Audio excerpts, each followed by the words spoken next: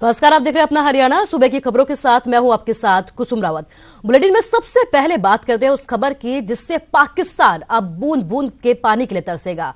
Pulwama attack के बाद आतंकवाद के खिलाफ कार्रवाई को लेकर पाकिस्तान पर भारत का दबाव लगातार जारी है। इसके लिए भारत ने 3 नदियों का पानी रोकने का फैसला किया है, जिसके तहत रावी, ब्यास और सतलुज नदी का पानी रोककर यमुना में लाया जाएगा और इस पानी को सप्लाई जम्मू कश्मीर और पंजाब के लिए की जाएगी। सरकार के इस फैसले से पाकिस्तान को बूंद बूंद पानी के लिए तरसना होगा। इससे पहले भारत ने पाकिस्तान से मोस्ट फेवर्ड नेशन का दर्जा छीनने और वहां के सामान पर 200% ड्यूटी बढ़ाने का भी फैसला ले चुका है, जिसका असर पाकिस्तानी कारोबारियों पर पड़ रहा है।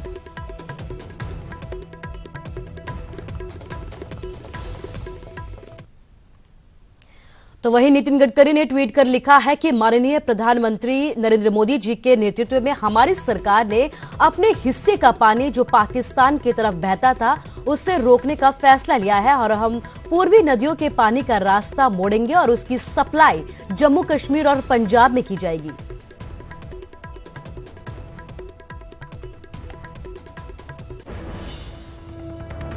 पाकिस्तान और भारत होने के बाद जो हमारी 3 नदियां पाकिस्तान को मिली थी, 3 भारत को मिली थी, हमारे 3 नदियों के अधिकार का पानी पाकिस्तान में जा रहा था।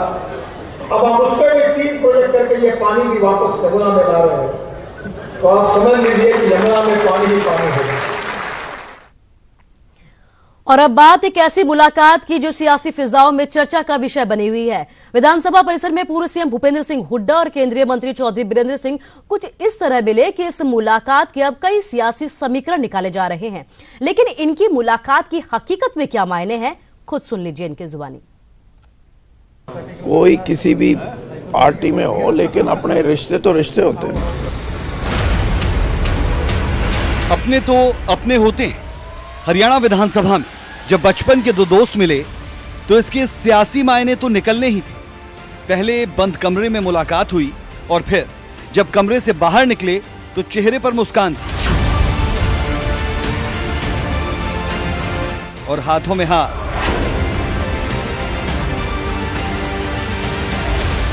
सियासत में ऐसी तस्वीरें कभी कभी ही देखने को मिलती है, लेकिन जब मुलाकात के मायने पूछे गए तो जवाब भी बेबाक आया।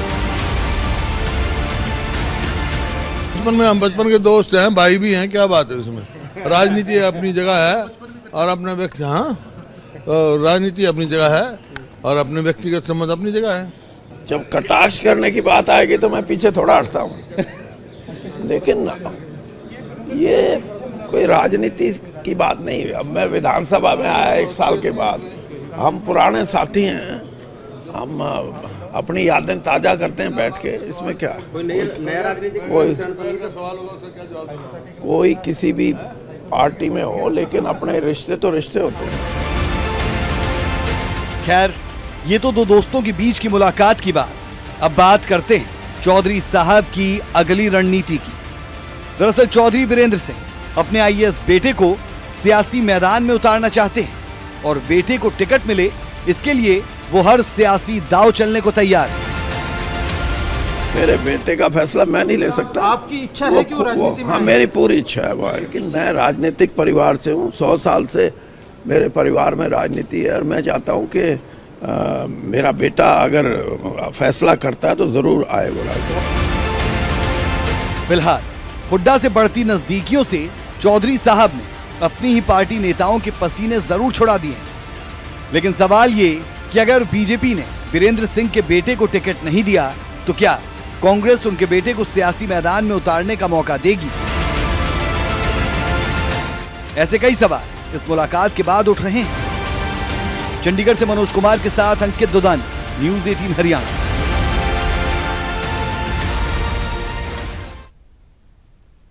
और हरियाणा विधानसभा बजट सत्र का आज 3रा दिन है। वहीं दूसरे दिन की कार्यवाही के दौरान रेवाड़ी में बनने वाले एम्स और नेता प्रतिपक्ष का मुद्दा उठाया गया। वहीं इनेलो नेता अभय चौटाला ने राज्यपाल के अभिभाषण पर सवाल उठाए।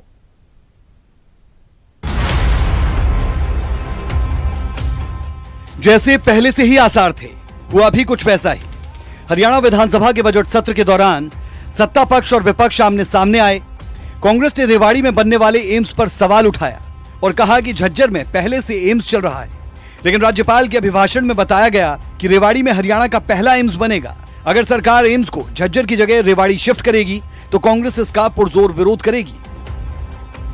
एक झज्जर में एम्स है, उसका क्या स्टेटस है ये पूछने का प्रयास कर रहा था गीता जी ने कि कहीं शिफ्ट तो नहीं हो रहा है, दो हो अच्छा है। तो हमारा कहना यह है कि झज्जर में जो एम्स बना है वो पहला है और अब जो रेवाड़ी में आ रहा है वो दूसरा है, लेकिन सरकार इस बारे में कितने प्रयास करने के बाद भी आज फ्लोर ऑफ द हाउस आपने देखा होगा काफी झगड़ा भी हुआ।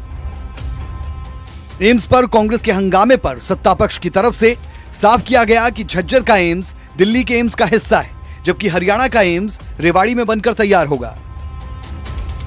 पारसा में तो जो दिल्ली का एम्स है ऑलरेडी उसका एक पार्ट है और वो उसी का एक कैंसर ट्रीटमेंट सेंटर है।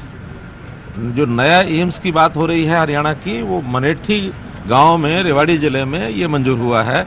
वो बेवजह इसको कंफ्यूज कर रहे थे और वो मनेठी पे कोई ऑब्जेक्शन उठाना चाहते थे, तो मनेठी का अपनी जगह है, वो अलग बनेगा, वो खाली एम्स होगा।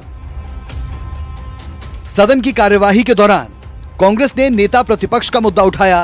कांग्रेस ने विधानसभा अध्यक्ष से नेता प्रतिपक्ष के लिए वोटिंग की मांग की। कांग्रेस की मांग पर स्पीकर ने यह सब कुछ लिखित में मांगा। स्पीकर साहब को चाहिए वो, क्योंकि कुछ सदस्य जो हैं उनके अपने नेता में विश्वास खो चुके हैं, स्पीकर को असर्टेन करना चाहिए कितना किसके साथ।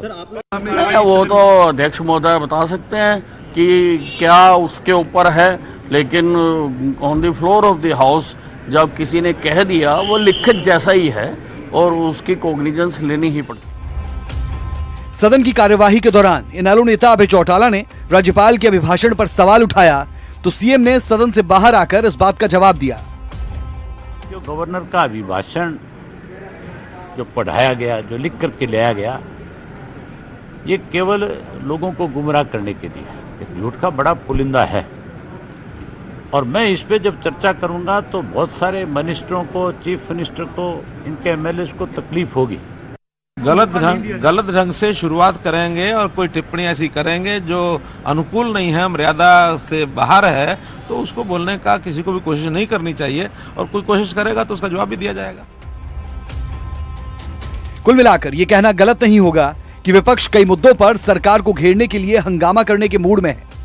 अब सरकार कैसे विपक्ष के सवालों का जवाब देती है, यह देखना अहम होगा और देखना यह भी खास रहेगा कि शुक्रवार को डबल सिटिंग के दौरान विपक्ष सत्ता पक्ष को घेरने में कितना कामयाब रहता है। चंडीगढ़ से मनोज कुमार के साथ अंकित दुदानी, न्यूज़ 18 हरियाणा।